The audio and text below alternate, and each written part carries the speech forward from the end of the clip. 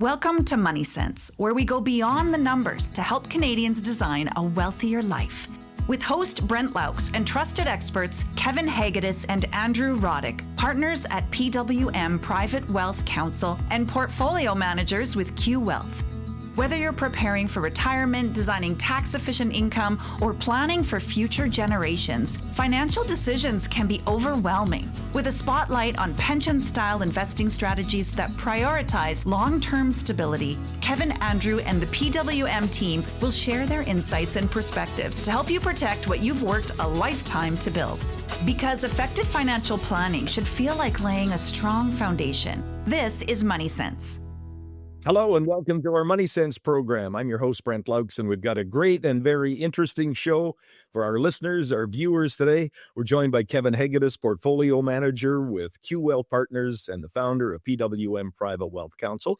And very special returning guest, Allison Katarey is here with us, a founding lawyer at Bridge City Law Office, a law firm focusing on real estate planning, and business law.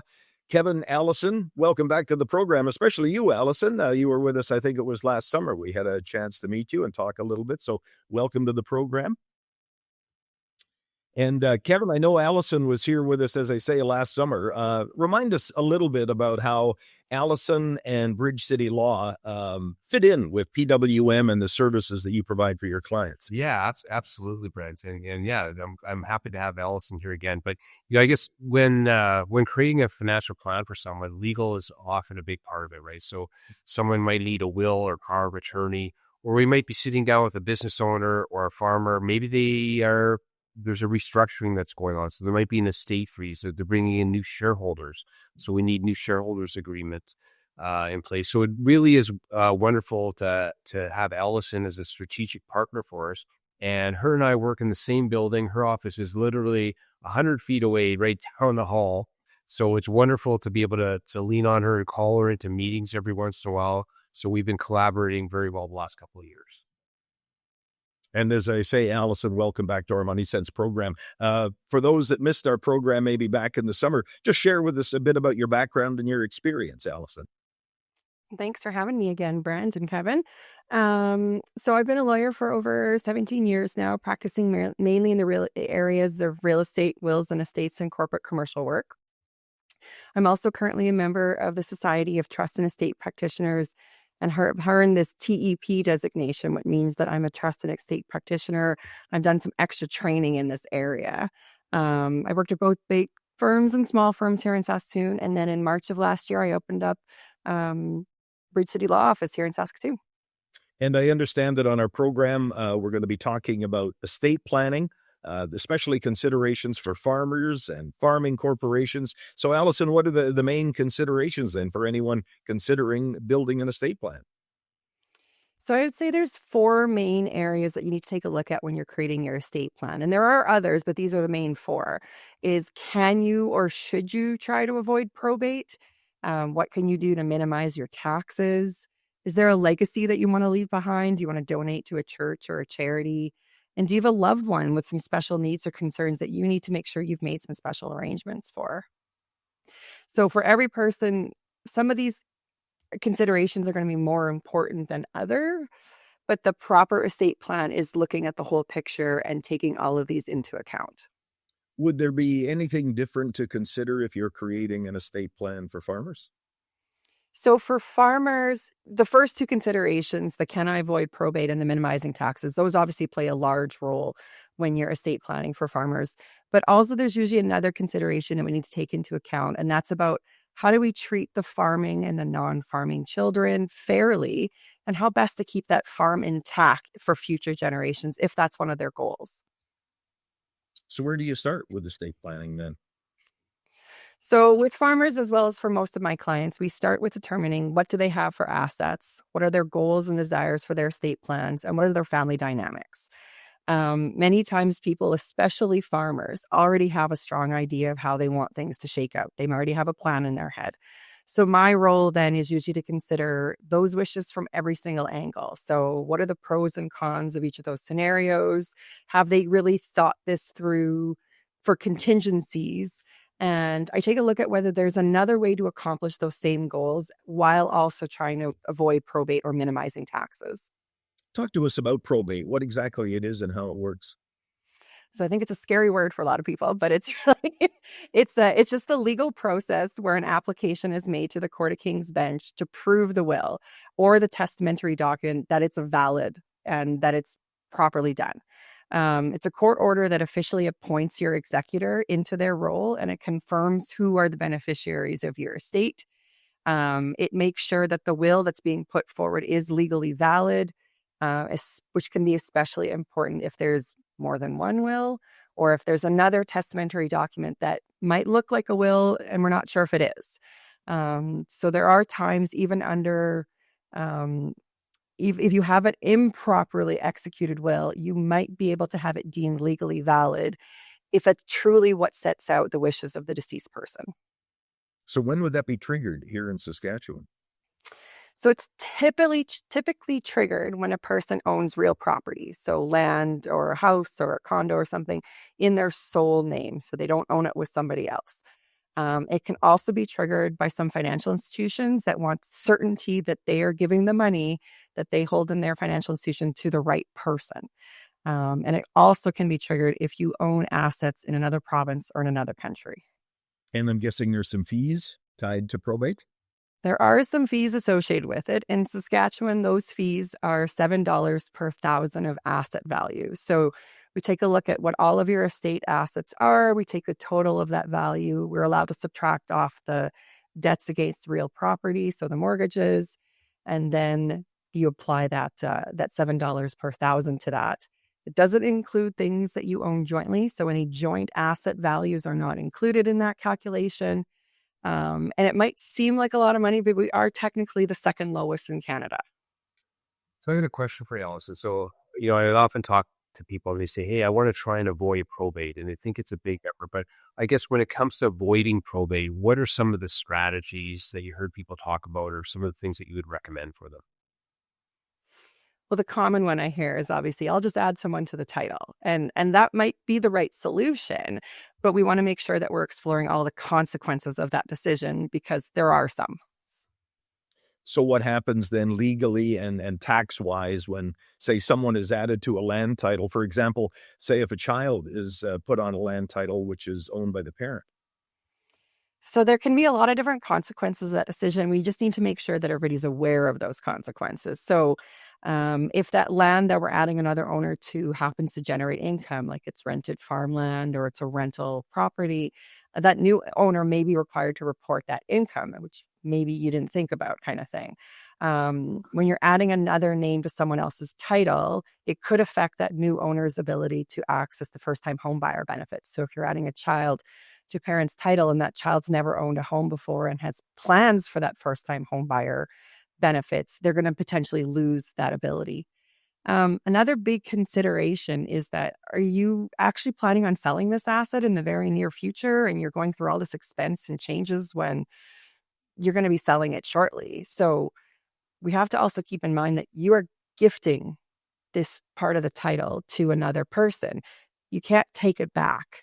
So if it's something that you change your mind about in the future, that's who's going to get your property. You can't force them to sell it if they don't want to sell it. You've gifted it to them. So this is what I mean by looking at the whole picture. Those might not be a big consideration to someone, but they could be a big consideration to someone else. And so it's a very specific thing we need to look at. Avoiding probate is just part of the conversation. It's not the whole picture. I know you also mentioned that minimizing taxes is another main concern when farm families start thinking about an estate plan. So what do you advise farmers need to take into account when they're looking at that concern? Well, first we have to look at what assets do we think are going to be taxable. So upon your death, you are deemed by Canada Revenue Agency to have sold all your assets. So if you take a look at your asset mix or your land values right now, and you just literally thought, what if I sold everything today? Any unrealized capital gains would be triggered. So that includes the appreciation in the land you own, any real unrealized gains in your investment, or any untaxed RRSP gains.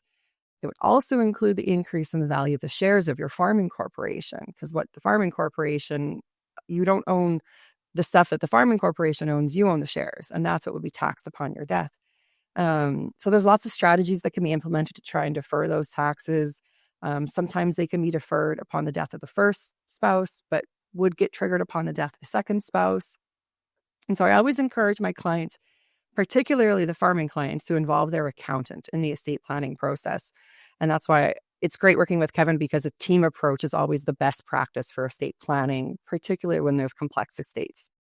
There's a couple of other considerations that farm families, I guess any family, may want to consider when they're doing their estate planning. Yeah, they're not considerations that are going to hit for every single family, but you definitely want to at least have thought about it.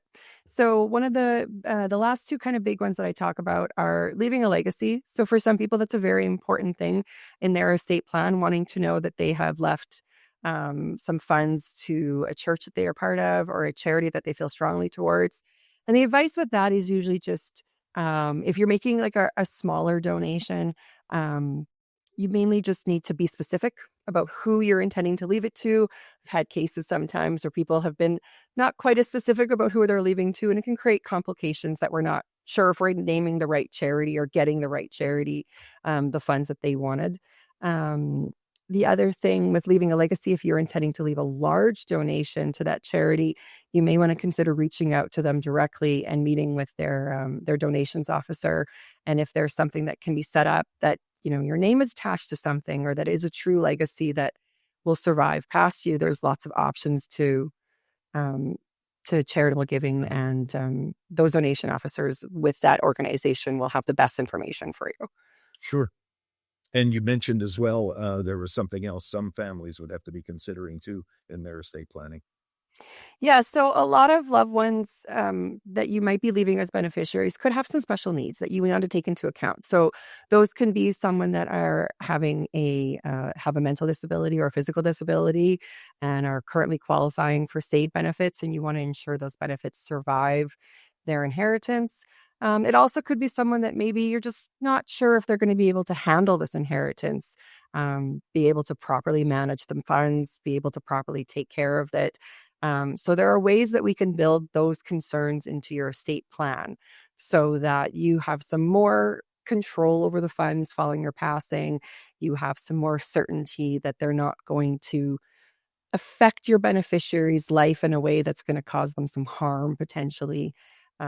So it's just something to keep in the back of your mind. If there's someone that you intend to leave as a beneficiary, is that the right tactic to take? Is it better to draw out that inheritance over a period of time? We have these discussions also with parents that are leaving funds to minor children. You know, maybe you don't want to leave them all of the money at 18. You want to draw it out over a couple of years or something like that. So it can be a similar consideration, even with adults that are inheriting funds. That's an important point. What else do you think farm families should be keeping in mind when they're starting to put together an estate plan? So with farming families, you're always wanting to look at how are we going to treat everyone fairly, but potentially keep the farm intact. And that's not the consideration for every farming family, but it is for a lot of them about preserving it for future generations.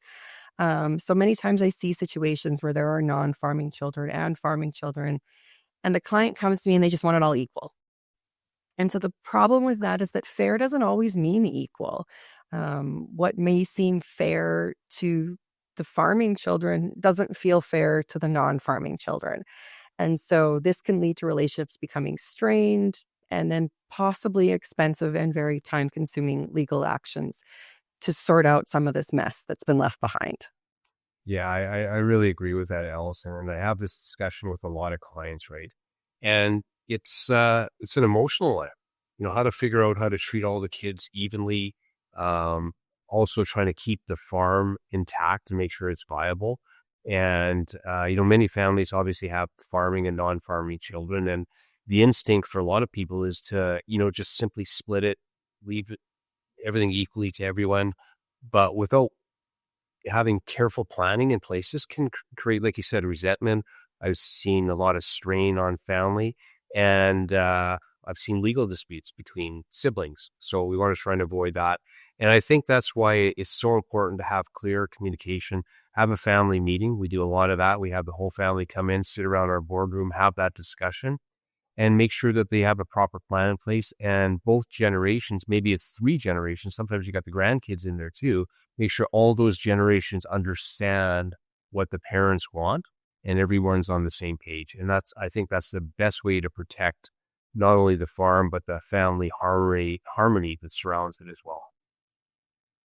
And it's great that you've got this team approach at PWM. PWM, Kevin, you and your team handling the financial side of this, and Allison on the legal side. What can be done then for our listeners to address these concerns up front?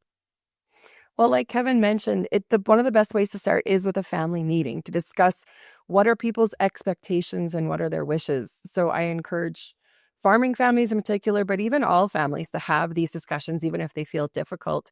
I've had many clients over the years that want to preserve the family farm for future generations. But when you actually talk to the future generations, that might not be what they want or what they're willing to take on. And so it's best to have these conversations before you go down a road that you've already incurred some significant legal and accounting costs. And then you find out they don't really want that. The other reason I've always encouraged people to have a family meeting is when there starts to be some concern about potential dementia.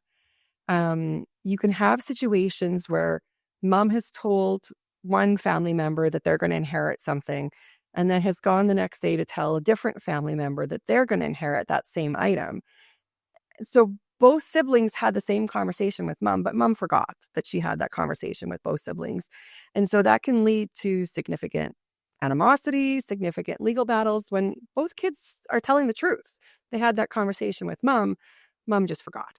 And so having that family meeting where everyone is present and can all hear the same information at the same time can go a lot towards preserving family harmony. But that being said, it is your estate plan and it doesn't kick in until you pass away. So you are still entitled to do what you want with your land or with your assets during your lifetime. That's going to best serve you also for the rest of, the remaining part of your life. So options like changing land ownership, corporate ownership, using life insurance, those can all be explored, but you also don't want to handcuff yourself into one particular avenue so that you can't use those assets yourself during your lifetime. Could you just tell me, Allison, you were talking about situations in a family where maybe dementia is showing up in the parents or a parent. Is it possible that there can be legal challenges to wills and estates if the family member is feeling they've been left out by mistake because of perhaps the mental capacity of the parent? For sure. There's 2 ways to challenge a will in Saskatchewan. So one way is to challenge that the person was no longer competent when they completed that will. And the second way would be undue influence. And so, you took someone to a lawyer and said, well, mom needs a new will and this is what it's going to say and do it for them. That can create all those sort of specters. So you want to make sure that you're talking with the person that is actually going to be crafting the will, making sure that you're getting the information from them and assessing their capacity, but also involving the other family members to find out, are there any concerns that I'm not being told about? How is the family dynamic? Is everybody getting along? Those sometimes help head those things off before the challenges occur, because challenges can be very costly on time, money, and even just family relationships. Some great information, Allison. We're into our final minute or two here before we wrap up. Any final takeaways for our listeners or viewers today? So just having a solid estate plan, which is more than just having a will, but having an actual plan is very important, especially for farming families. So probate, taxes, family dynamics, it plays into all of that in many different types of estates. And proper planning with someone who specializes in estates planning is needed. So the plan needs to work for you today. It needs to work for you tomorrow, but it also shouldn't prevent you from continuing to enjoy your assets and live your life how you want to live it for the rest of it, kind of thing. I just want to thank Allison for being on the show today. And also, if you're interested in hearing more from Allison, we would like to invite you to a couple seminars. So we've got a Life After Harvest seminar that we're going to be doing in Prince Albert on March 6th and then on March 7th here in Saskatoon.